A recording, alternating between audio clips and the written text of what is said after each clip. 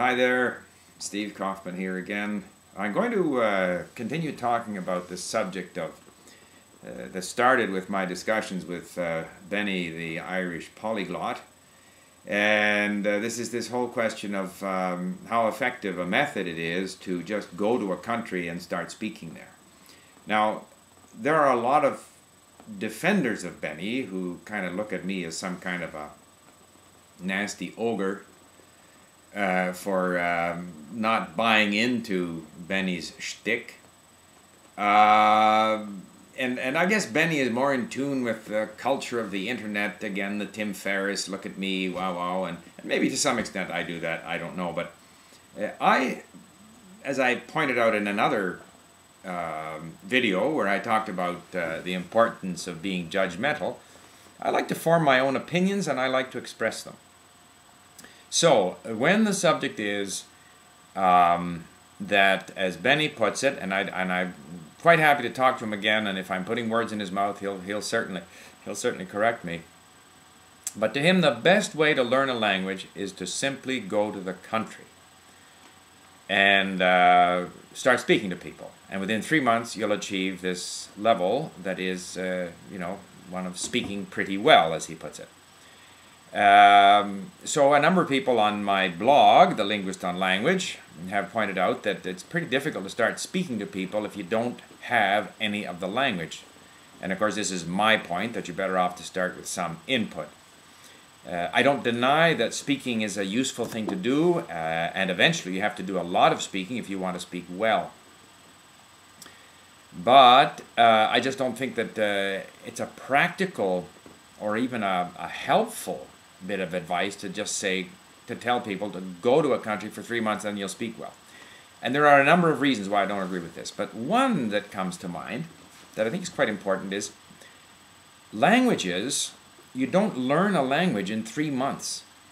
Languages go through a lengthy gestation period.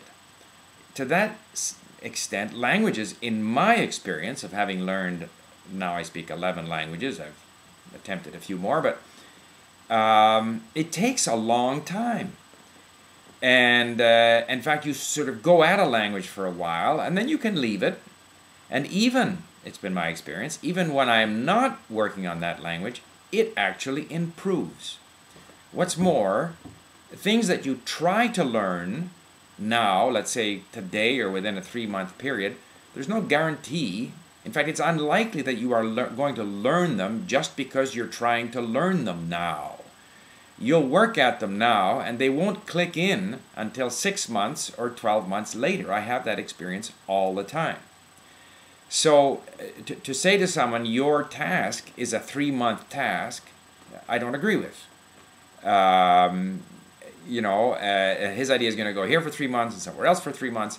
Sure, if you have Spanish, you can do Portuguese and Italian. Not a problem. That's almost like staying within the same language. Once you get into, Czech for 3 months, and then Thai for 3 months, and then try going to Russia or China, those 3-month stints aren't going to produce very much, in my opinion. Now, I can't say that it doesn't work for Benny. I'm just saying I don't think it works for many people. Just this morning, I was listening to a Spanish podcast, which is the Cope Radio from Spain, and they interviewed the Archbishop, a person who is now the Archbishop of Valladolid in Spain, but who was for 15 years the Archbishop of Bilbao.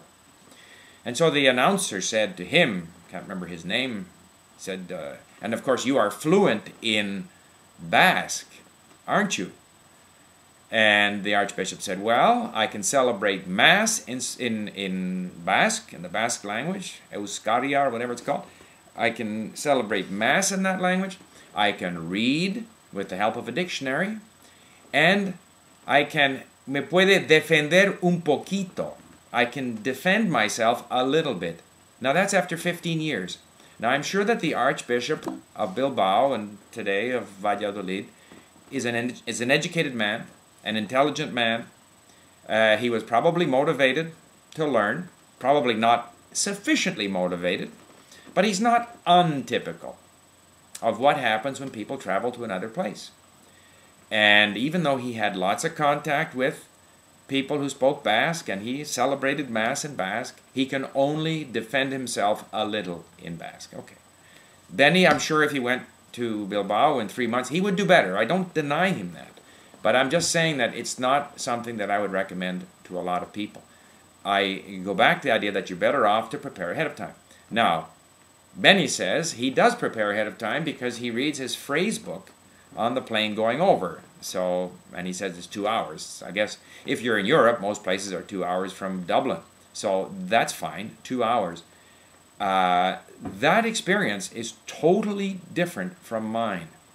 If I read a phrase book for 2 hours or for 10 hours, I will not retain many of those phrases. Very few. And if I were to use them, I would trigger an avalanche of language back at me that I wouldn't understand. But I have trouble learning phrases from a phrase book. I have lots of phrase books. I've tried. I can't remember them. And I find that, again, it's back to what I always say, you know, dealing with interesting content, that read and build up words and phrases, much the way we do at Link. There's a reason we've devised it the way we have. You'll reach a point where you say, now I want to go to the country. And if you go at that time, you will have a much more productive experience. And I want to get back to this idea of languages and wine.